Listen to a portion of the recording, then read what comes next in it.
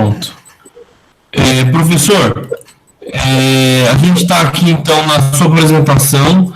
Vou colocar a sua apresentação na plataforma dos alunos, inclusive os que não vieram, porque a gente está em Planaltina, né? Planaltina do Distrito Federal, e muitas vezes assim, a gente tem os alunos às vezes trabalham, tem, enfim, diversas questões e talvez não possam comparecer. Mas o que eu vou fazer? Vou colocar lá na plataforma e a sua palestra vai ser obrigatória para fazer as atividades. Então, agradeço imensamente, peço desculpa alguma coisa, né?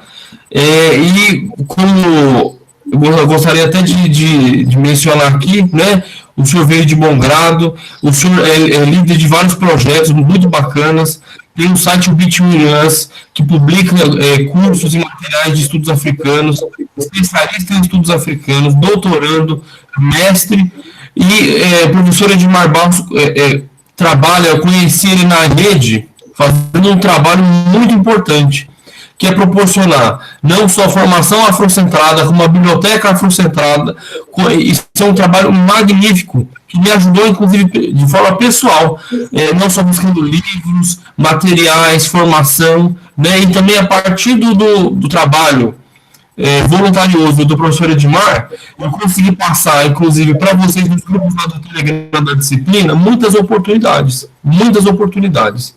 O professor Edmar publica semanalmente e diariamente nas suas redes sociais uma série de conteúdos formativos, de oportunidades, tem a biblioteca afrocentrada, e a partir desses mecanismos de apoio, muita gente, inclusive o seu professor aqui, se aproveita no sentido de conseguir, com isso, uma oportunidade de levar vocês, né, educação mais qualificada. Tá bom, gente? Professor Edmar, muito obrigado. O 13 de maio ele é muito importante. Ele é muito importante porque garante não só legalmente, né, uma luta que vem de muito tempo, né, mas também mostra as facetas da nossa elite, né? E eu queria que o senhor comentasse um pouco sobre isso. Assim, eu estava colocando aqui nesse momento, vocês conseguem me ouvir direito? Alô? Oi? Oi? Sim, ótimo, beleza. O que acontece? Deixa eu colocar aqui, vou fazer uma apresentação aqui, que essa pergunta ela já está dentro do que eu quero mostrar para vocês. Tá? É um dos slides. Então, acho que, de repente, eu posso fazer, posso compartilhar esse slide aqui, sobre essa questão da desigualdade racial no Brasil e a luta de classe.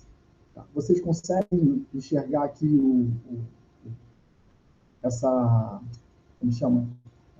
A apresentação? Vocês conseguem? Conseguem? Opa. Tá. Bem, acho que sim. Então, o que acontece? A gente vai falar sobre o seguinte, a formação histórica da sociedade brasileira, que foi muito importante para acontecer, para o país funcionar. Ele foi feito à base de muito sangue, muito suor, lágrimas, tá? Os fatores educacionais preponderantes para a desigualdade social também foi muito importante para isso, tá? A história econômica brasileira e a desigualdade social também causou, a maior problemática do que hoje em dia a gente tem é o resultado, tá?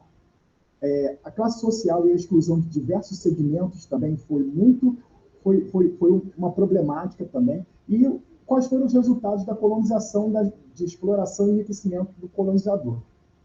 Tá? Eu gostaria que vocês falassem aqui para poder saber se, de repente, vocês estão me ouvindo bem ou tem algum problema de áudio. Vocês estão com algum problema de áudio? Um momento. Deixa eu verificar aqui. Está ouvindo. Ok. Beleza. Vamos lá. Voltando aqui. Tá? O que acontece? O Brasil foi basicamente indígena. Tá? Ele era... Assim, os povos que já existiam aqui eram os índios, tá? Os brancos vieram para cá como invasores, tá? e trouxeram os negros escravizados depois de 1580. 580 não, 1530. Tá? Aí, em 1530, Contreras Rodrigues estimou que a população era de 15 mil pessoas, tá? No território brasileiro, só que ele não contou indígenas e negros, que era muito mais. Tá? Estimativas diziam que aqui no Brasil existiam mais de 300 mil indígenas. Ainda é um estudo a ser verificado mais à frente. Tá?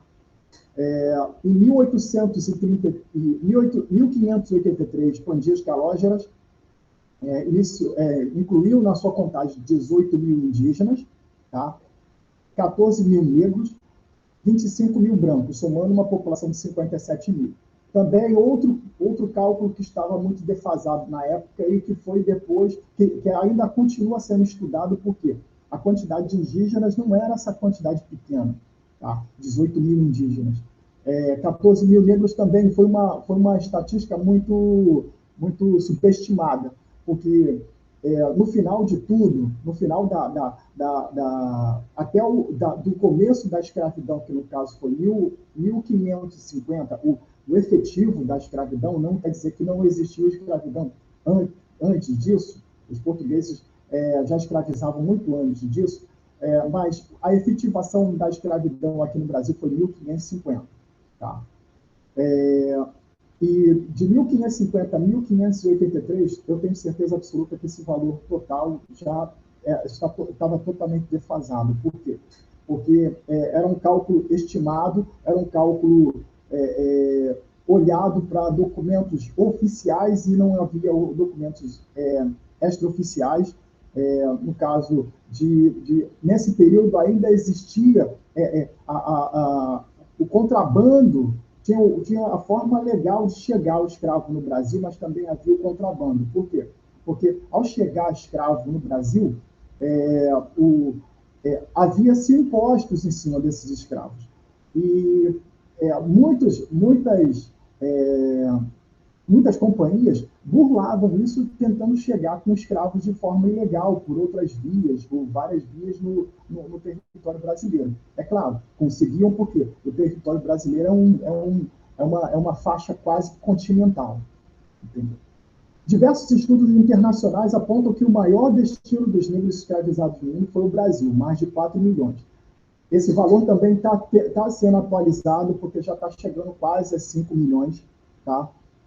Documentos estão sendo analisados, estão sendo verificados quem são essas pessoas, e também ele não está sendo contado, só está sendo contado 4 milhões de negros e negras escravizados chegando no Brasil, mas não foi contado os escravos que ficaram pelo meio do caminho por conta de repressão das marinhas inglesas, francesas, por conta da abolição do tráfico negreiro, e também não foi contado os negros que se rebelavam em alto mar e quando chegavam e eram sufocados, a rebelião, eram jogados no mar. Não tinha... assim, esses cálculos ainda estão sendo atualizados, ainda não estão prontos para nós. Tá? Espero, quando eu voltar para Lisboa, eu poder fazer renovar esses cálculos e trazer para vocês. Tudo bem? Então, no primeiro censo realizado no Brasil, em 1872, estimava-se que a população era de 9.930.000, mais ou menos isso, tá? Por quê? Porque ainda tinha as pessoas que ficaram fora por erro de inclusão, porque moravam nas paróquias, moravam nas fazendas das igrejas que não foram, onde não foi realizado o censo, porque havia uma guerra muito grande, uma briga muito grande entre o governo e as paróquias, por conta de impostos, por conta de questões religiosas, por conta da questão da escravidão, que alguns aceitavam, outros não. Assim, o censo foi feito nessa base, e ainda assim foi defasado e teve muito mais, esse erro de inclusão ainda é muito maior, mas o estimado é que seja 180.000, acima de 180.000 pessoas que ficaram de fora desse censo. Tá? Então, fatores educacionais preponderantes para a desigualdade social. é o seguinte: a realidade educacional sempre foi um projeto governamental de colonização, ok? Nunca foi feito, desde o começo, nunca foi feito nada que pudesse privilegiar o negro e o indígena e o índio no Brasil, para que ele pudesse estudar, para que ele pudesse ser dono do próprio destino, e etc, etc e tal. Tá? Desculpa, gente, vocês estão enxergando o PowerPoint que eu fiz aqui nesse momento? Vocês conseguem enxergar? O PowerPoint saiu. Na medida que você começou a falar, o PowerPoint saiu.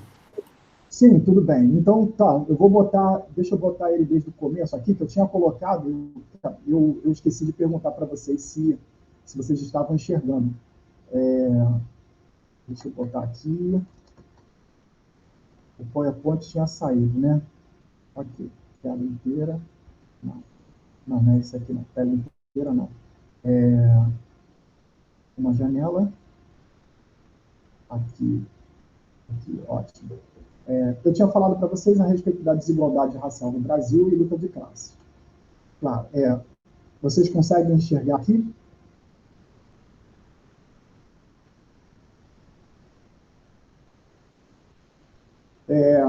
Bem, ótimo, beleza. A formação histórica da sociedade brasileira, eu falei sobre fatores educacionais preponderantes para a desigualdade social, a história econômica do Brasil, a história econômica brasileira e desigualdade social, tá? Deixa eu botar aqui. Como eu falei aqui, esses cálculos, eles ainda estão defasados, tudo bem? São cálculos que ainda continuam, por mais que a gente diga, olha, a gente vai fazer, os cálculos vão ser atualizados, estão bem atualizados. Não estão atualizados porque sempre há um documento e outro que aparece e a gente tem que analisar para saber se de repente está falando dessas pessoas ou se são outras pessoas que têm que ser incluídas nessa contagem. Tá? Aí a realidade educacional sempre foi um projeto governamental. Tá? O decreto 7.031, de 6 de setembro de 1878, foi o projeto que determinou que somente negros do sexo masculino livres e alforriados, às vezes o alforriado não conseguia, tá? Eu tenho um livro que fala sobre processos que negros moveram contra brancos e que 99,99% deles não conseguiram sucesso, tá? Entre um período de 1593 a 1882, tá? Os processos, porque chegou um determinado tempo que havia tanto processo que a justiça parou de julgar esses processos, tá? Porque, primeiro que nunca dava razão ao negro. Teve um caso de um negro que foi estuprado, tá? E por isso foi condenado à sodomia pela Igreja Católica, tá?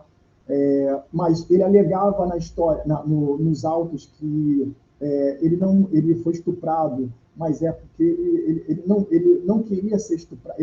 Aliás, ele não queria participar da sodomia do seu dono, porque ele não era o certo, tá? A Igreja Católica estava condenando ele por sodomia, mas ele estava alegando a todo momento que quem era o sodomista era o dono. Porém, esse dono, ele era uma pessoa que ia para a igreja, fazia doações grandes para a igreja, fazia benfeitorias na sociedade dele. Então, acabou que no final de tudo o negro foi condenado, mas ele não foi condenado à morte, ele foi condenado a trabalho escravo. Sabe? Mas, assim, não mudou muita coisa, por quê? Porque ele já era escravo, ele foi condenado a trabalho escravo. Foi a primeira condenação de escravo a trabalho escravo no Brasil. Eu tenho que achar assim, está em algum lugar aqui pela minha biblioteca, ou está na outra biblioteca, ou então está lá em Portugal, que eu tenho que achar esse documento que fala sobre o primeiro negro que foi escravizado, o primeiro negro escravo condenado a ser escravizado. Tanto até que depois ele ganhou euforia, mas isso daí é depois de muito tempo, quando o dono dele morreu. Então, o que acontece? A justiça sempre foi conivente com esse tipo de coisa, e a realidade educacional, educacional do negro e do índio sempre foi essa, tá? Nesse projeto, nesse decreto aqui, não falava nada a respeito do índio, ou seja, todas as proibições continuavam a mesma para o índio, tá? Aí falava também que escravos e mulheres em nenhuma condição poderiam se matricular em escolas, tá? E até mesmo ser escolarizado, eles eram condenados a açoites muito grandes, se caso descobrisse que eles foram escolarizados por uma sinhá, uma dona de engenho, alguém que de repente queira mudar a situação dele através da educação, sempre eles eram açoitados, tá? E não havia nenhum tipo de punição para o dono de engenho, para a sinhá, para a dona de engenho que quisesse ajudar essa pessoa, que causou muito problema também na época, porque a Igreja Católica não aceitava isso, mas é claro que fez muita vista grossa a respeito. Tá? Não havia restrições para homens brancos que poderiam até atravessar o oceano e estudar nas melhores escolas da metrópole, tanto até que todos os homens brancos que você ouve falar da história, eles atravessaram o oceano e foram estudar lá fora, tá? E tudo isso com a rúbrica da majestade do imperador Dom Pedro II. Por que eu coloquei aqui o imperador Dom Pedro II? Dom Pedro II, ele era assim, tem muita gente que fala que ele era o benevolente homem que lutou pela liberdade dos negros, ok? As pessoas dizem o seguinte: mas isso daí era uma lei que era do Congresso, que tinha da Câmara, que era colocado e que o imperador tinha que assinar porque ele era um homem que respeitava a instituição, etc, etc e tal. Mas ele tinha o direito de veto, tá? A Constituição que falava, a Constituição desse período, do período do imperador, dizia que ele tinha o poder de veto. Ele tinha o direito a vetar uma lei que, de repente, fosse, que do seu interesse achasse que fosse prejudicar o Estado brasileiro. Tá? Um dos caminhos que a gente coloca, esse daqui é um dos caminhos que a gente coloca para dizer que o Dom Pedro I, as pessoas falam que Dom Pedro I era abolicionista, mas a gente coloca que, se fosse realmente abolicionista, ele teria lutado muito a favor do negro, e principalmente não deixar passar esse decreto. Tá? Assim, a educação brasileira sempre foi um marco de libertação. Sempre foi a forma, se não fosse por isso, a gente não estaria estudando Paulo Freire até hoje. Tá? E conforme eu falei, conforme a gente sempre fala, não é a gente que estuda Paulo Freire. Aliás, não é Paulo Freire que estuda a gente. Agora, quem estuda Paulo Freire é a gente. Ok? Então, assim, a educação sempre foi libertadora, porque, por exemplo, nós temos aí Luiz Gama, que promoveu numa tacada só, conseguiu uma alforria de centenas de escravos, centenas de escravos. Entendeu? Chico Rei também promoveu a liberdade de diversos escravos. Tá? É uma coisa que a gente tem que colocar, a gente tem que observar, porque a pessoa diz que a pessoa é benevolente, mas, na verdade, a pessoa não é tão benevolente assim, porque senão ela teria feito alguma coisa para poder melhorar a situação. Tá? Espera um pouquinho, deixa eu fechar a porta, que está passando o carro do ovo nesse momento. Espera um momento, por favor.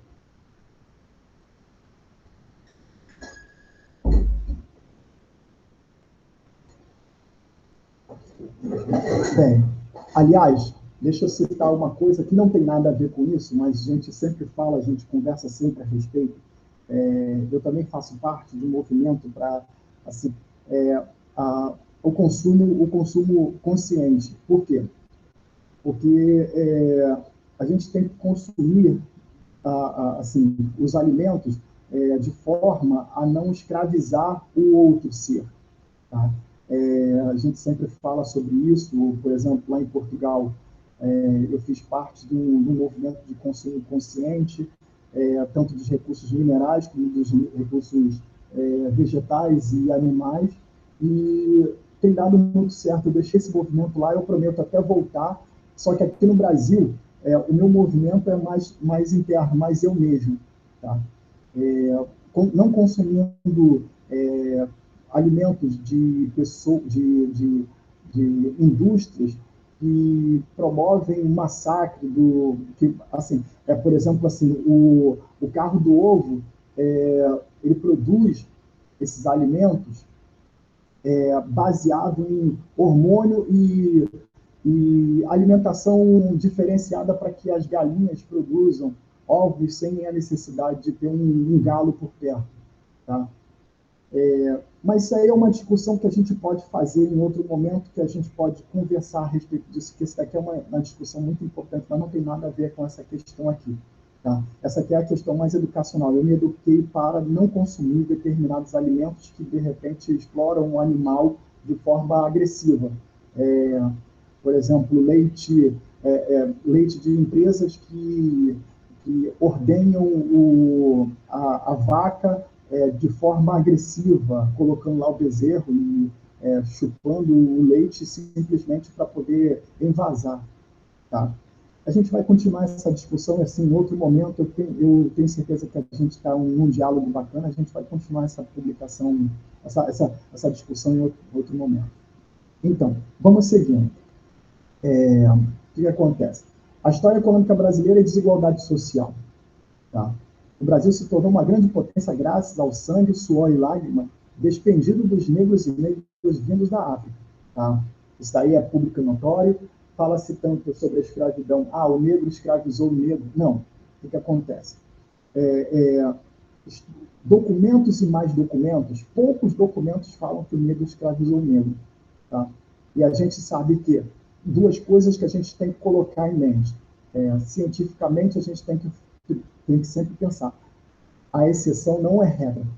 Ou seja, se de repente na sociedade brasileira, ou então assim mesmo, na sociedade brasileira, você ouviu falar, por exemplo, assim, se fulano de tal conseguiu, todos conseguem. Olha só, para chegar à presidência do Supremo Tribunal Federal, assim, Joaquim Barbosa chegou à presidência do Supremo Tribunal Federal, então você tem condições. Calma. Para ele poder chegar até lá, houve todo um sistema por trás. Ele trabalhou numa casa de uma pessoa, de uma senhora muito benevolente, branca, benevolente, e que deu a ele a mesma educação, pagou a mesma educação que ela pagou para os seus filhos para ele. Ele teve mais condições, ele não precisou de se preocupar, por exemplo, em ter que trabalhar, estudar, tá? Correr atrás. No ambiente onde ele estava, ele não corria o mesmo risco, por exemplo, que você corre o risco dentro de uma favela, dentro de uma comunidade, que a qualquer momento os órgãos de repressor podem te dizimar de uma forma ou de outra, tá? E a gente vai falar sobre desigualdade social um pouquinho mais para frente, essa questão do governo interferir na sua vida. Por mais que você pense que você não há nenhum tipo de interferência, o governo interfere sim, tá? A gente vai falar um pouco mais para frente, tá? E aí o que acontece? Aí fica muito mais fácil ele chegar lá. Ficou muito mais fácil o Joaquim Barbosa chegar até lá. Ficou muito mais fácil. Tem um policial que não é o da Cunha, não. O da Cunha é um caso, uma exceção, uma questão que eu também falo sobre ele. Tem uma outra pessoa que acho que ele é da Receita Federal, não sei bem direito, que ele coloca muito na internet, no Facebook, que ele é um negro de sucesso e a gente não precisa de mimimi, que o negro não... Não. O que acontece? Se você quebrou a barreira da exceção, você nunca pode se colocar como regra. É científico. Eu não posso dizer, por exemplo, que na questão da vacina que a gente está aí, da Covid, eu não posso colocar num universo de 5 milhões de pessoas, uma pessoa que morreu por conta da vacina, eu não posso colocá-la como regra. Porque 5 milhões se salvaram. 5 milhões tomaram a vacina e estão salvas. Uma pessoa tomou a vacina e morreu, ou então uma pessoa, nesse universo de 5 milhões, uma pessoa tomou a vacina e mesmo assim contraiu a Covid e veio a falecer por ela, é um absurdo falar sobre isso. Tá? É um absurdo colocar essa coisa da exceção como regra. Tá? E voltando aqui no caso, o que acontece? Os índios não foram escravizados por questões religiosas, e aí a gente fala sobre a questão do dócil, a questão dessas pessoas que não foram escravizadas por ser consideradas inferiores, e a gente sabe que não são inferiores, e elas foram inferiorizadas, assim, acho que a inferiorização do negro não é tão nociva, acho que de repente pode estar até no meu patamar, eu posso estar cometendo um erro muito grande, mas eu acho que a docilidade do negro, a colocação da docilidade do negro nas questões sociais, ela foi tão nociva quanto a questão dos índios. Por quê? Eles foram eles não foram escravizados por questões religiosas. Não que não queria que eles fossem escravizados. Aliás, eu não queria que ninguém fosse escravizado. Tá? A gente estuda a história da escravidão para poder falar sobre isso, para poder entender isso, que a gente não queria que ninguém fosse escravizado. Nem, por exemplo, na Grécia, na Roma, que o branco escravizava branco, os bárbaros eram escravizados pelos romanos, os romanos escravizavam os bárbaros. Nada disso, nada disso. Tá? Assim, o mundo seria melhor se não existisse o tráfico, se não existisse a escravidão. Tá? Mas, infelizmente, tem algumas pessoas que não pensam isso e hoje em dia continuam até colonizadas a respeito. Tá? E aí o que acontece? Os donos de engenho e grandes mineradores detinham o poder político e determinavam o que poderia ser feito no Brasil e o que não ser feito também. Tá? É uma questão muito complicada, porque os poderosos eles se revezavam no poder, tá? Quem tinha mais dinheiro, quem pudesse oferecer mais dinheiro, tinha a condição de fazer aquilo que achava interessante, como hoje em dia não mudou nada, nada mudou, tá? Que mudou é que agora não são grandes donos de engenho e grandes mineradores. Aliás, ainda tem alguns grandes donos de engenho e grandes mineradores. Mas eles podiam, hoje em dia são mais bancadas religiosas, bancada da bala, bancada do porte de arma, entendeu? Tudo isso porque eles querem se perpetuar nessa seara, eles querem se manter poderosos ainda, tá? É isso que está estragando o Brasil nesse momento, tá? Mas o Brasil já está estragado de muito tempo. Só que agora está pior. Por quê? Agora, antigamente, o senhor, o mestre supremo, o senhor, o imperador, o rei ou o presidente, ele podia se safar disso sem nenhum tipo de mácula. Tá? Ele podia dizer que ele não ia abraçar determinada causa, que não haveria nenhum tipo de problema. Aí tudo mudou quando veio o assassinato de João Pessoa. Tá? Mas isso daí também é outra questão que a gente pode discutir um pouco mais para frente. A violência contra os escravizados tirava a determinação de muitos, o que derrubou o mito do negro dócil. Então, o que acontece? Essa docilidade que eu estou falando aqui a respeito é o seguinte: achar que, de repente, o negro se deixou escravizar. Não se deixou escravizar. Você vê que os negros que vinham para o Brasil, se não eram capturados à força, eram espólios de guerra. Eram pessoas eram negros que lutavam contra outras tribos e, no final de tudo, outras tribos vendiam esses negros. Tá? Mas não vendia. A venda não era porque eu quero escravizar. Vendia por quê? Porque a obrigatoriedade histórica de vender os seus espólios de guerra era porque evitaria que, de repente, outras nações invadissem seu território. Aconteceu isso com Ginga, Nibande, aconteceu isso com Aquatune, aconteceu com outras histórias que a gente conhece, outras histórias que a gente conhece aí, que a gente ouve falar muito, mas a venda de espólios de guerra antigamente entre povos não era uma coisa bem feita, tá? Era, por exemplo, assim, a tribo A vencia a tribo B numa guerra. Sobrava mulheres e crianças e alguns homens, tá? E velhos. Alguns homens, guerreiros que eram capturados, que no final de tudo não lutavam pela sua própria vida, entregavam, se rendiam, tá? Eles eram incorporados a essas famílias e viviam como filhos ou como irmãos.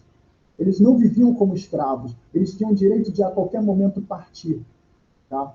A qualquer momento sair dali e pronto, tchau. É igual, por exemplo, essa filosofia de, entre aspas, escravidão, é a mesma de Palmares.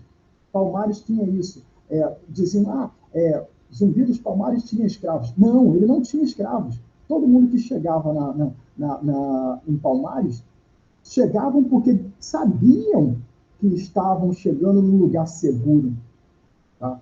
E tinham toda a liberdade de poder partir a qualquer momento, tá? Mas só que enquanto estiverem em Palmares, eles teriam que trabalhar. Isso é uma lógica natural. Qualquer sistema capitalista entende isso como uma coisa certa.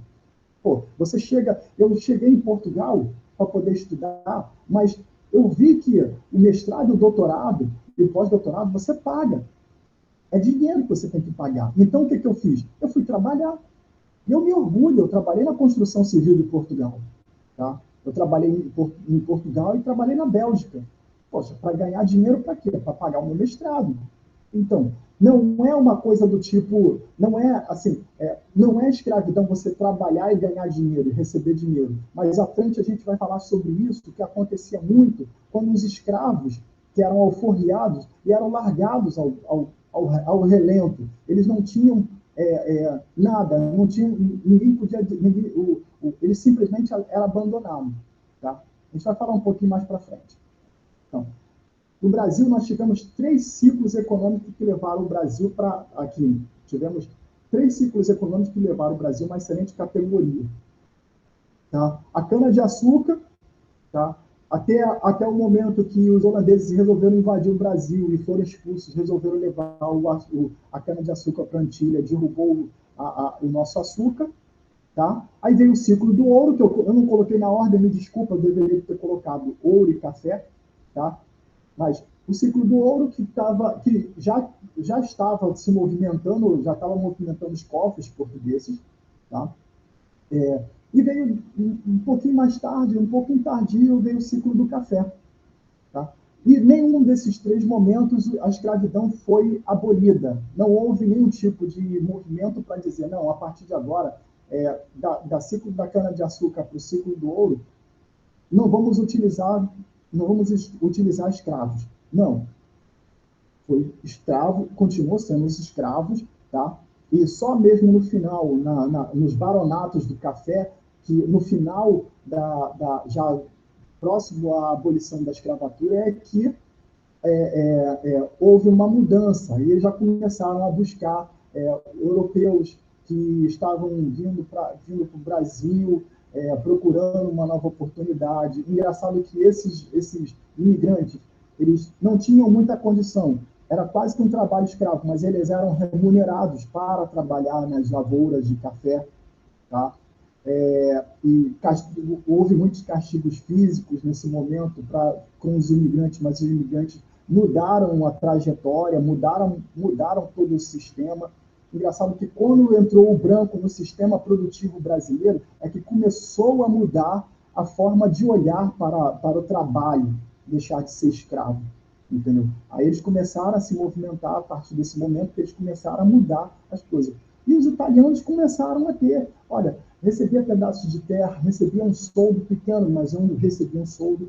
E quando foi abolida a escravatura, ninguém falou assim, poxa, toma aqui negro que você foi escravo, você vai ganhar 50 réis, ou 100 réis, ou 200 réis. e você se vira por aí. Não, nenhum deles recebia nenhum dos escravos recebeu essa benesse, nem mesmo os alforriados.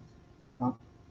Então, castigos físicos foram abolidos em 1824 por Dom Pedro I, mas graças ao Barão do Bom Retiro, não foram incluídos os negros.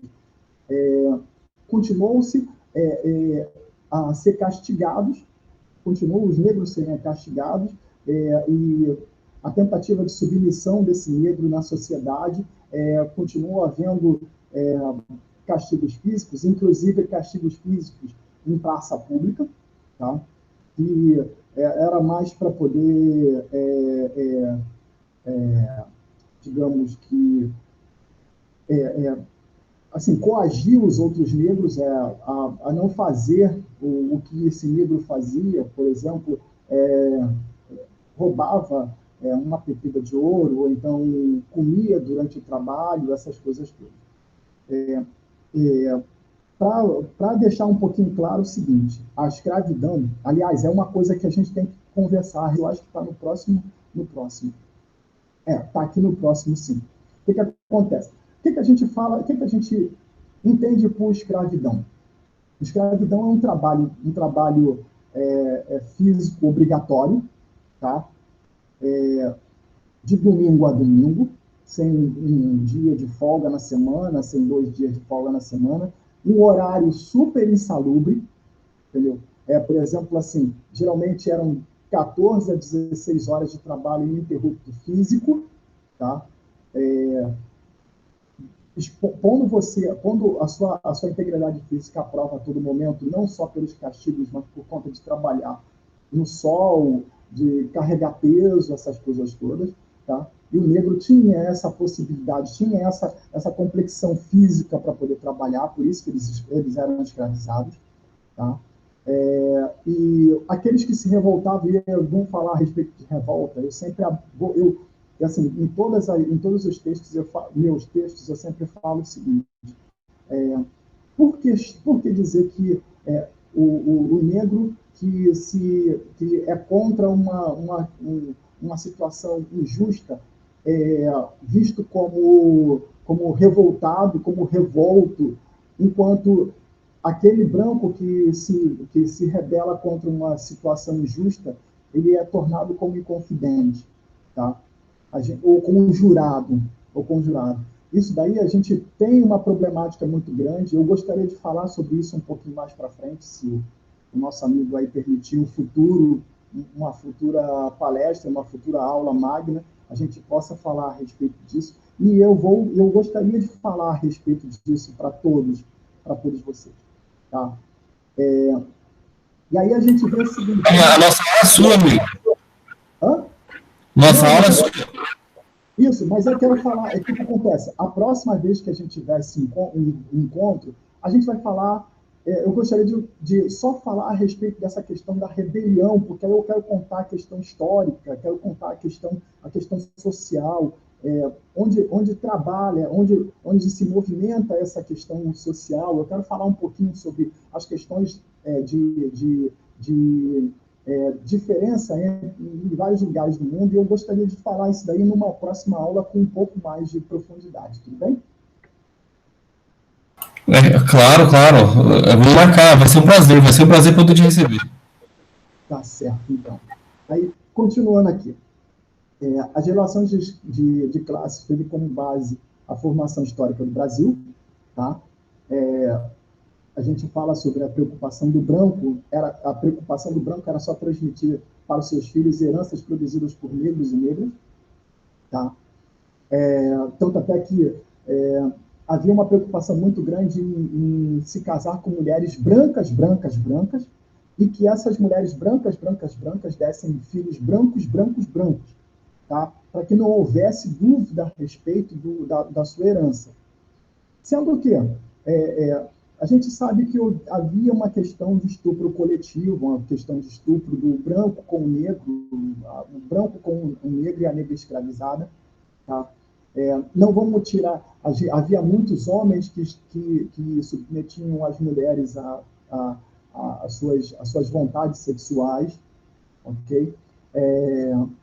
Mas só que também não vamos tirar a culpa também das mulheres, porque tinha muitas mulheres negras, muitas mulheres brancas, senhoras de donos de engenho, que tinham relações sexuais obrigatórias e forçadas com negros, tá? Da senzala, para satisfazer seus fetiches, para satisfazer suas necessidades, para satisfazer tudo isso, entendeu? E mulheres também tinham, mulheres brancas submetiam mulheres negras a seus fetiches, as suas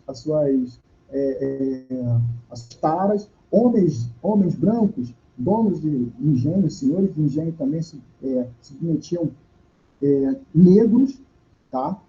E essa questão, ela gerou 3 livros que fala sobre o arquivo desse período, e eu acho que seria interessante se eu mais tarde também, numa próxima aula, também falar sobre isso, porque assim, a preocupação deles era essa, mas como você conseguia lidar, por exemplo, você homem, dono de engenho, lidar com o filho que você teve com aquela escrava lá dentro da senzala, entendeu? Assim, se nascesse com a pele um pouco mais clara, bem próximo da tonalidade, ela ainda poderia fazer parte, o menino ou a menina, fazer parte desse meio. Porém, não herdava nada. Tá?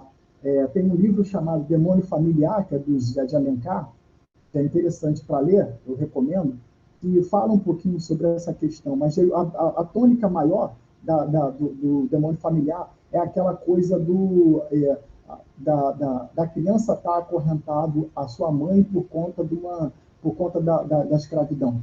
Tá?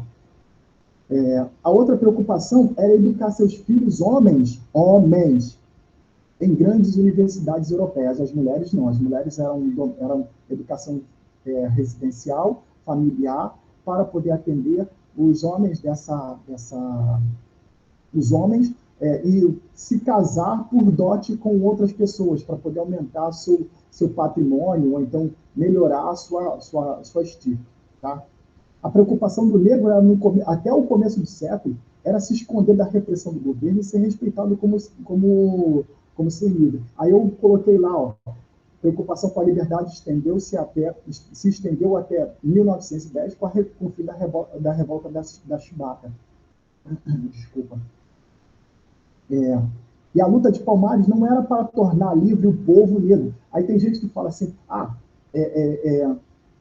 os homens, Palmares foi criado para poder libertar o seu povo, para tornar livre o seu povo. Não, é para se afirmar como uma república independente. Tanto até que documentos históricos mostram que Palmares tinha uma estrutura republicana, uma estrutura política. Você produzia e tudo que você produzia, parte dela era consumida pelo povo e a outra parte era vendida na sociedade. Isso causou um problema muito grande. Meu professor Edmar, achei muito interessante essa fala sobre a estrutura política do Palmares. Você tem alguma coisa sobre isso? Gostaria que você aprofundasse um pouco mais sobre a questão da estrutura política do Quilombo de Palmares. Por favor. Sim, eu não sei se eu tenho aqui um livro, esse livro não está aqui não, mas tem um livro chamado Palmares, a República. Eu não me lembro também da pessoa, eu prometo passar para você também esse livro, ou então ele deve estar lá na biblioteca, tá? Eu vou procurar ele e eu vou dizer para você qual é o nome certo desse livro, tudo bem? Obrigado, muito obrigado. Porque é interessante pensar um modelo alternativo de democracia, né? Porque a democracia liberal a gente enfrenta vários problemas, como no caso agora que a gente enfrenta atualmente, né? Então, assim, a democracia liberal, até o Boaventura Souza Santos, né, sociólogo português, que você deve conhecer muito bem, ele tem um livro sobre a questão da democracia, e ele propõe a revolução democrática, né? Ou revolucionar a democracia. Um livro sobre crítica às esquerdas, né? Isso. Eu prometo trazer esse livro, porque esse livro é muito interessante e ele fala sobre essa questão. Assim, claro, o princípio de Palmares foi libertar o seu povo, entendeu? Mas depois que ele começou a ser organizado, de forma a ter lá um homem forte, e uma mulher forte, tanto até que tem a ideia de presidente e vice-presidente, é que começou a ter um formato mais republicano, mais independente. Lutava-se mais pela independência do que mesmo para tornar o seu povo livre. Porque se você se torna independente, você pode fazer aquilo que você acha interessante. Só que isso incomodava a época, mas o que mais incomodou não foi essa questão da liberdade, do povo ser liberto, do povo ser livre, etc. etc. Incomodou mais é que Palmares era um grande produtor e a sua produção era muito mais barata do que a produção local. E isso causou um problema. Tanto até que lá em Portugal, tem lá como chama ele? Museu Histórico, tem lá não é bem uma baixada, é um prato produzido por Palmares, que chegou até lá. Ou seja, era muito mais barato você comprar daqui do Brasil do que você produzir em Portugal ou em outro lugar do mundo. Por isso que Palmares foi incômodo de verdade. É claro que teve seu caráter de tornar o povo livre. Porém, era se afirmar realmente como uma república independente, uma grande potência. E sabe como é? Cresceu mais, incomodou. Então, acontecia muito isso. Tá? E a questão também na revolta da Chibata, porque João Cândido, quando se rebelou contra os abusos da Marinha brasileira, ele se revoltou contra os castigos, ele era um cara sozinho na história toda. Mas só que a Marinha era basicamente negra. Aliás, o militarismo brasileiro era basicamente negro. Você pegar a história da PM, você vai encontrar a PM, que era do Rio de Janeiro e existe agora no Brasil inteiro, era mais focada aqui no Rio de Janeiro, a estrutura dela era basicamente negra para reprimir negros. Mas ela tinha também um caráter o seguinte, eram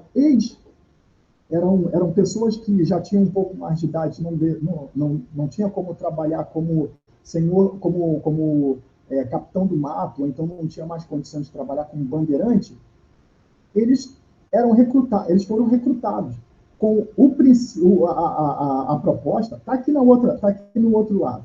A proposta era para manter a ordem social, mas o decreto citava os negros como principais revoltosos. Entendeu? Então, acontecia muito isso. Professor, Eu.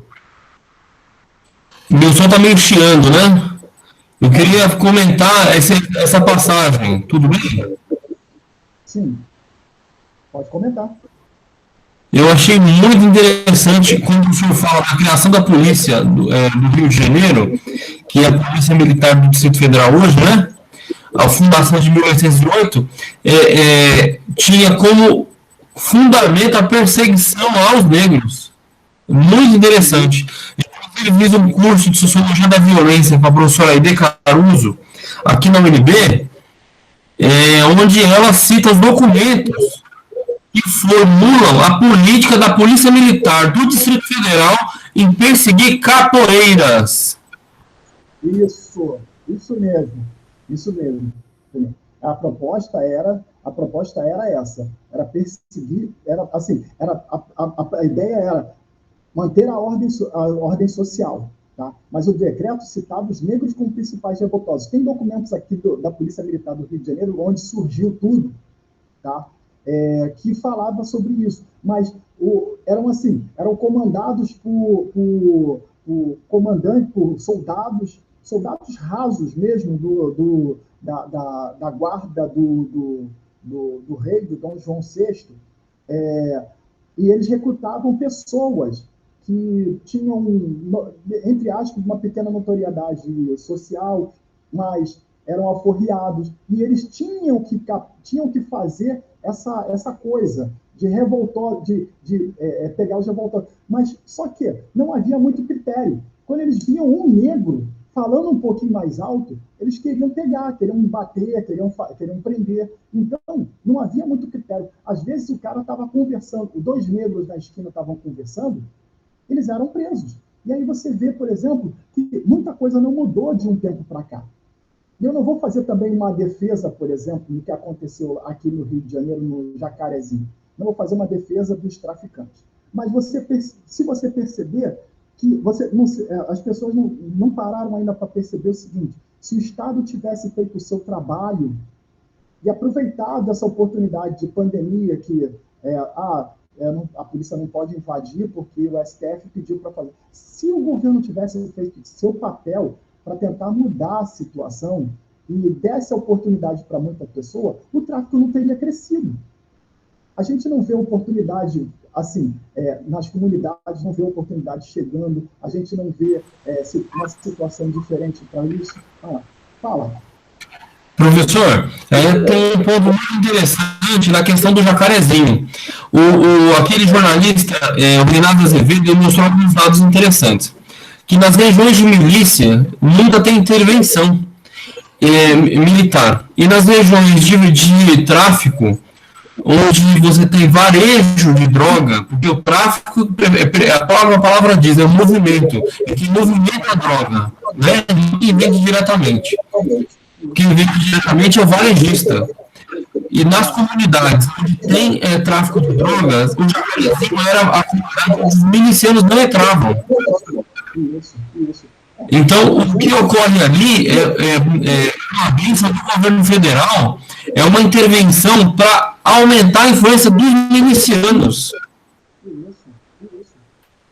Porque você não vê, por exemplo, eles entrando nas coberturas da Zona Sul do Rio de Janeiro, na Vieira Solto, lá em Ipanema, lá em Copacabana, na Barra da Tijuca, na Zona Oeste, onde tem os ricos, poderosos, empresários, bilionários, donos de indústria, até mesmo políticos muito influentes, jovens filhos de pais e mães da justiça, que trabalham na justiça, das procuradorias, essas coisas todas, que praticam esse ato criminoso de vender armas em grande quantidade para o tráfico e drogas também, porque eles passam muito, eles não passam pelo crivo da polícia.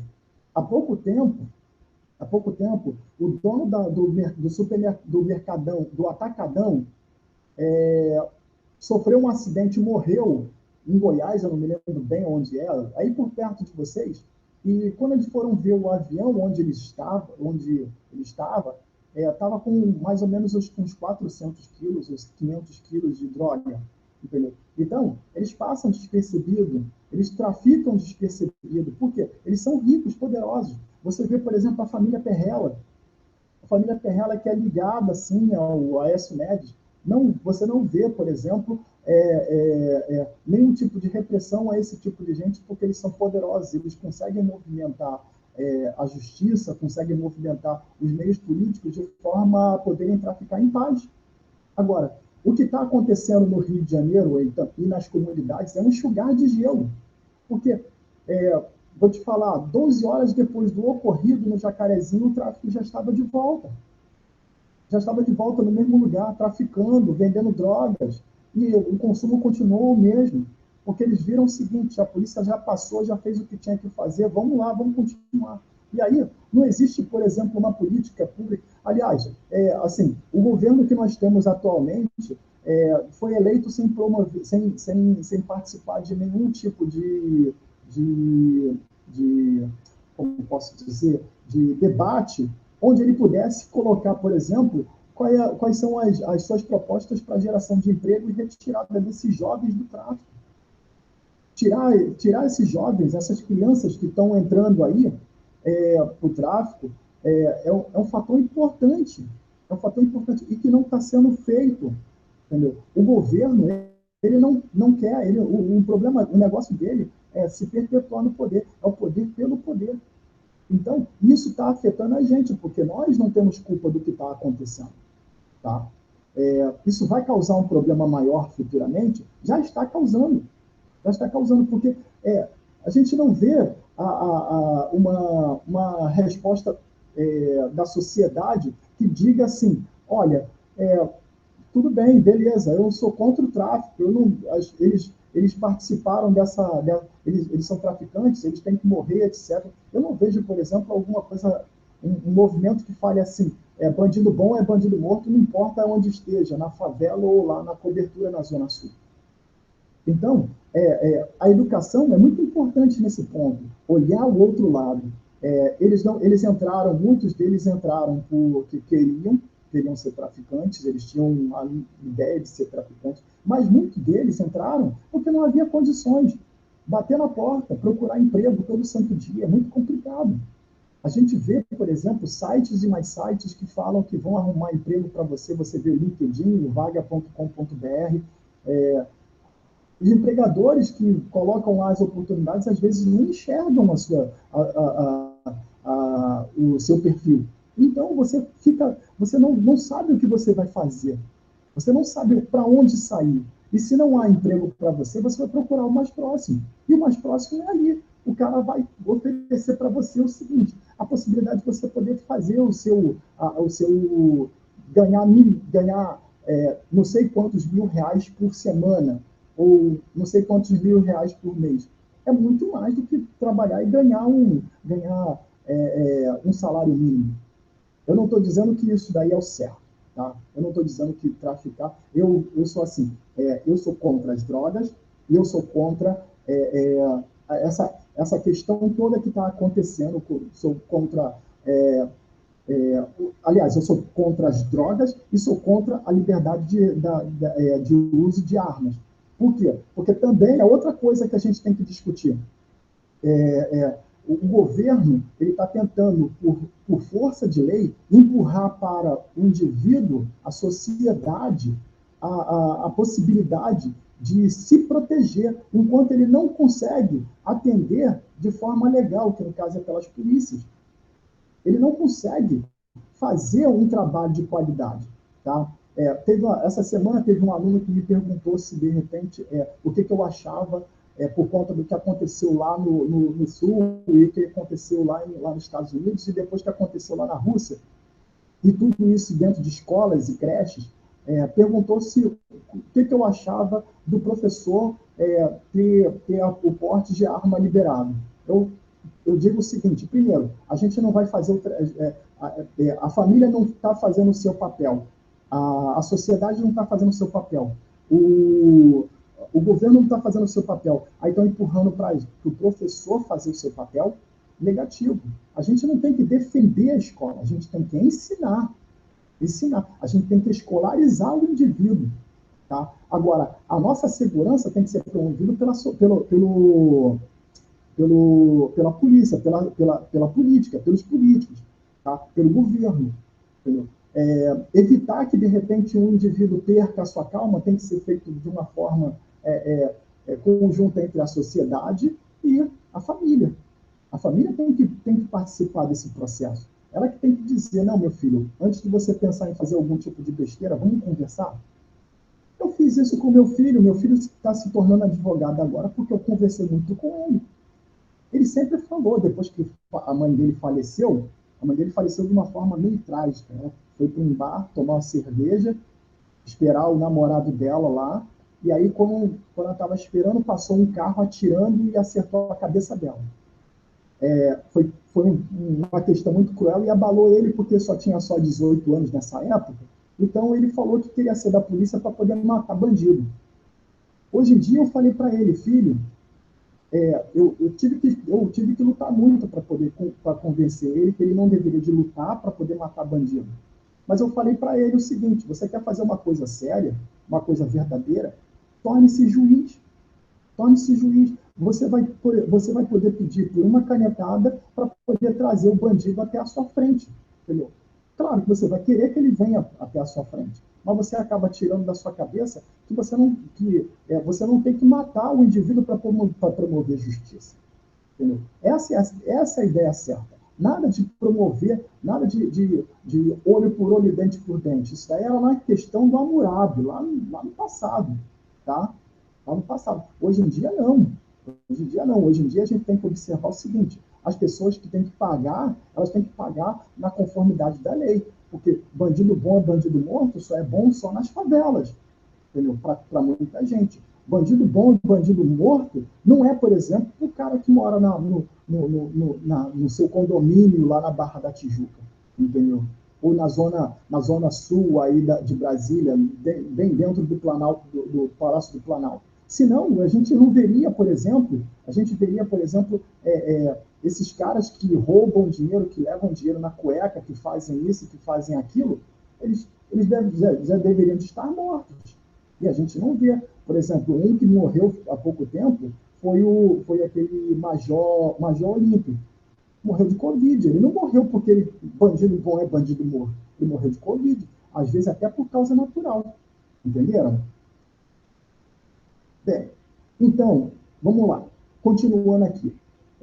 Então, fala assim, o que acontece? Muitos negros eram responsabilizados pelo esgotamento de recursos do solo por causa das suas origens agrícolas. Isso daqui fala muito a respeito do que a gente ouve falar hoje em dia. Às vezes, você é culpabilizado pelo que está acontecendo por coisas que você não tem controle. Ah, sabe culpabilizar o indivíduo porque ele não tinha nada, tinha tudo para não ser bandido, mas ele se tornou. Ué, isso daí botam culpa na gente? Ou, por exemplo, o governo não deveria de criar condições para a gente poder ter, para a gente não entrar nessa condição? É um questionamento, é um questionamento.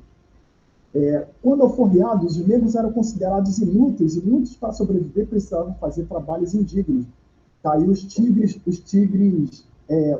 negros. Aqui no Rio de Janeiro, existia uma classe de negros alforriados que trabalhavam como tigres negros. O que são os tigres negros? Antigamente não existia um sistema de esgoto no Brasil, então, no Rio de Janeiro. Então, eles carregavam baldes e mais baldes de excremento das casas dos nobres em cima na cabeça, baldes grandões, carregavam na cabeça para poder jogar esses dejetos na Baía de Guanabara. E o que acontece? Às vezes o balde estava cheio, às vezes tinha uma tropicada, tinha alguma coisa, então o excremento escorria. O balde às vezes está furado, aí escorria, o corpo da pessoa ficava todo sujo, entre preto e branco, ficava assim, o corpo ficava rajado por conta dessa sujeira. Entendeu? Então, olha só o trabalho indigno para ganhar alguns centavos de réis na época. Ganhar pouco, ganhava-se muito pouco para fazer um trabalho desse tipo. Eles poucos eram alfaiates, sapateiros, dentistas, cirurgiões barbeiros, que no caso é na época, cirurgiões barbeiros. Poucos chegavam a essa coisa. Assim, de 1850 para a abolição da escravatura é que começou a surgir os alforriados com um pouco mais de conhecimento, porque já tinham condições de ir para as escolas, para as, entre aspas, faculdades, estudar um pouco mais para poder se tornar advogado, mas existia uma classe indigna. Pessoas que limpavam latrina, levavam as latrinas para fora, os tigres negros, esses daí eram péssimos, era a pior classe. As pessoas os escravos que acendiam os lampiões das ruas, da iluminação pública, que nem sempre aqueles lampiões funcionavam bem, explodiam, queimavam os escravos. Muitos escravos tiveram mutilações muito fortes por conta disso. Então, viviam de trabalhos insalubres. E aí você vê hoje em dia a precarização, a chinatização, a ubertização da coisa. As pessoas têm que trabalhar por valores ínfimos, tem que fazer 5 a 10 corridas para poder conseguir pelo menos R$20, R$30. Isso daí eu costumo dizer que não existe o trabalho análogo à escravidão. Ou a escravidão não é. Tá? Muitos rasgavam suas alforrias e voltavam a ser escravos. Outros eram recapturados e tinham as alforrias ignoradas. Acontecia-se muito, acontecia-se muito deles, por não ter uma comida, e você sabe que a comida do escravo era uma coisa absurda, eram alimentados de forma péssima. Então, a pessoa era alforriada, aí não tinha mais condições, não conseguia trabalho, às vezes também não conseguia esses trabalhos indignos, e o que ele fazia? Ele voltava para suas fazendas. E como voltar para uma fazenda? Só tem um jeito, voltar a ser escravo. Muitos sim. Ó, outra aqui, ó. Muitos alforriados trabalhavam na indústria sob o mesmo regime de escravidão. Trabalhavam, achavam que de repente tinha dignidade, era só por um prato de comida e um dormitório. E a gente sabe o seguinte, vamos botar uma coisa na nossa cabeça. Escravidão por escravidão não tem salário. Se você disser para mim assim, se a pessoa falar assim, mas ele tinha um dormitório e tinha comida. Não, isso é escravidão. Você trabalhar, mas ele tinha também um horário determinado, mas ele não tinha o principal, que no caso é salário, para ele poder sair da condição de escravo. Um salário um salário digno e sem os descontos que eram feitos, por exemplo, na época. Você, por exemplo, você trabalhava por 10 mil réis, mas 5 mil réis era seu alojamento. Mais 5 mil réis para você poder comer no mês. Não te sobrava nada, isso daí é escravidão, continua sendo escravidão. Você continua não ganhando nada. E a indústria continuava crescendo, principalmente no sul. Acontecia muito. Tem um livro chamado A Economia Política da Escravidão, que está citado aí, que é muito interessante, eu acho que tem lá também na biblioteca, que fala sobre isso. O Sul fez muito disso, do trabalho nas indústrias, sobre regime de escravidão. A pessoa pensava que, de repente, ia começar a trabalhar de forma a produzir riqueza para si próprio, para poder sair da condição de escravizado, que não era escravizado. Então, ele acabava sendo escravizado por outros meios. Tá? E aí eu falei a respeito dessa questão do decreto de Dom João para manter a ordem social, mas no decreto citado os negros como principais revoltosos. Tá? Então, e aí eu termino aqui a minha explanação, mas eu queria, antes disso, eu gostaria de falar sobre o seguinte. Opa, entrou mais uma pessoa aqui. Então, eu gostaria de falar sobre uma coisa. Isso daí não mudou. Se a gente observar de um jeito ou de outro, claro, salvaguardando as suas devidas proporções, a gente vê que a economia escravista não tem muito de diferente da economia brasileira atual. Tá? Não há nenhum tipo de mudança, tá? Não houve nenhum tipo de mudança, as coisas continuam sendo do jeito que estão. A gente vê que a repressão aos meios, às pessoas, continua sendo a mesma. Tá? Aí eu coloco também outro livro que eu gostaria de citar aqui, no caso esse daqui, ó, Pisando Fora da Própria Sombra, tá? Do Ricardo Uzziante Figueira, tá? É muito interessante ler esse livro aqui. É um livro que fala sobre a escravidão no tempo moderno, tá? Que fala sobre a escravidão por dívida e essa questão da mudança social que não acontece para esses indivíduos. E também esse livro aqui também fala sobre essa questão de uma escravidão moderna que existe para a gente. Uma escravidão que ainda continua existindo, por você achar que, de repente, o que tem acontecido para muita gente eu vou trabalhar por conta própria, vou trabalhar para o Uber, eu vou trabalhar para o 99 Táxi, eu vou trabalhar para essas empresas todas e eu vou mudar, eu vou ser o dono do meu próprio destino. Comete-se um erro muito grande porque a gente não tem a gente é uma questão de estigmatização, tá? o negro não, o indivíduo na sociedade, ele luta para poder enriquecer mais e mais os donos de engenhos, os novos donos de engenho, tá? E a gente não vê, por exemplo, mudanças sociais para esses indivíduos. E aí a gente também toca na questão das pessoas que vivem nas comunidades, vivem nas favelas, elas não percebem mudanças sociais significativas por conta de N fatores, e uma delas é a violência, que se não está dentro das comunidades, está fora das comunidades querendo entrar.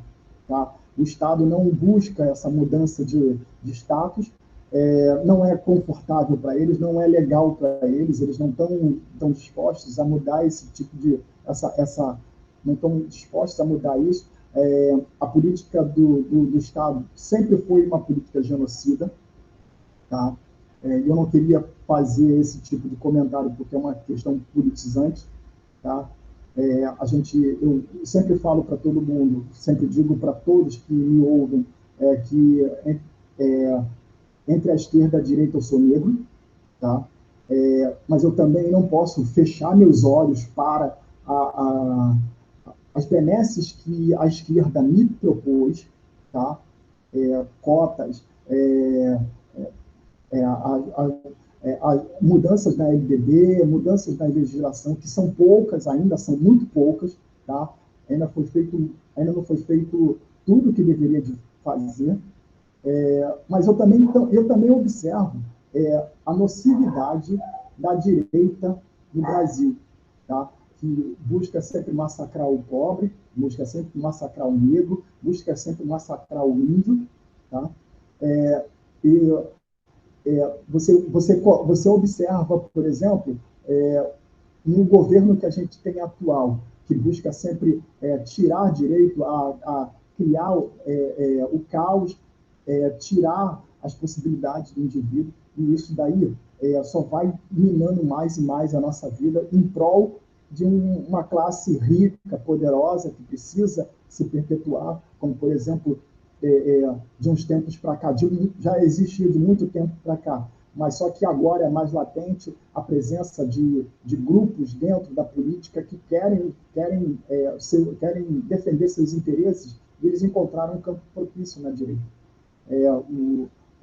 A bancada da bala, que querem armar o povo, ao invés de criar políticas para poder evitar que o povo, que os mais pobres caiam para a criminalidade, e também que busquem políticas de segurança pública que não seja uma política letal, como está acontecendo, tá? Porque a política... Opa, pode falar. Professor, tem sido maravilhoso poder ouvir o senhor. Agora... A gente está no encerramento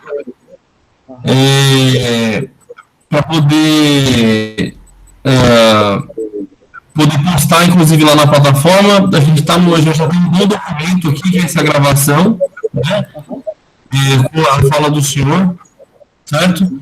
E poder, inclusive, colocar os seus slides junto da gravação, para poder fornecer para os estudantes material suficiente para entender o 13 de maio, no contexto histórico, né, como o senhor falou, né, do processo que veio desde do país escravocrata, da formação da polícia militar, da construção da pseudo-liberdade, do Pedro II com a imagem, desconstruindo a imagem do Pedro II como uma pessoa libertadora, né, progressista, o que não foi, né, desconstruindo a imagem, inclusive, de um país que se democratiza, mas ao mesmo tempo continua racista.